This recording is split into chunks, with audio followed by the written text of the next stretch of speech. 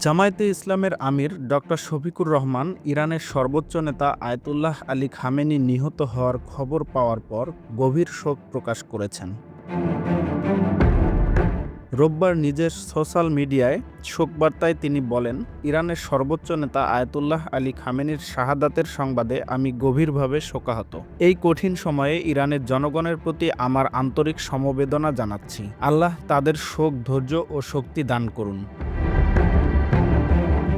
Doctor Shafiqur Rahman বলেন, মধ্যপ্রাচ্যের বর্তমান অস্থিতিশীলতা ইতিমধ্যে আঞ্চলিক স্থিতিশীলতার জন্য গুরুত্ব ঝুঁকি সৃষ্টি করেছে। তিনি আরও বলেন, যে কোনো সামরিক উত্তেজনা কেবল একটি জাতিকে বিপন্ন করবে না, বরং সমগ্র অঞ্চলকে একটি ধ্বংসাত্মক ও সংঘাতের দিকে ঠেলে দিতে পারে।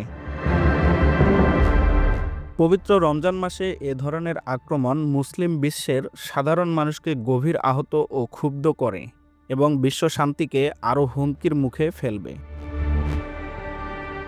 জামায়াতের আমির সকল সংশ্লিষ্ট পক্ষ, যুক্তরাষ্ট্র, ইসরায়েল, ইরানকে অবিলম্বে সামরিক পদক্ষেপ বন্ধ করার, সর্বাধিক সংযম প্রদর্শন এবং কূটনৈতিক যোগাযোগকে অগ্রাধিকার দেওয়ার আহ্বান জানিয়েছে।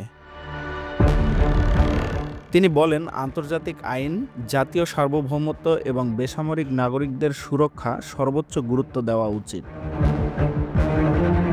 Nahid Hasan, Bangla reports, national views.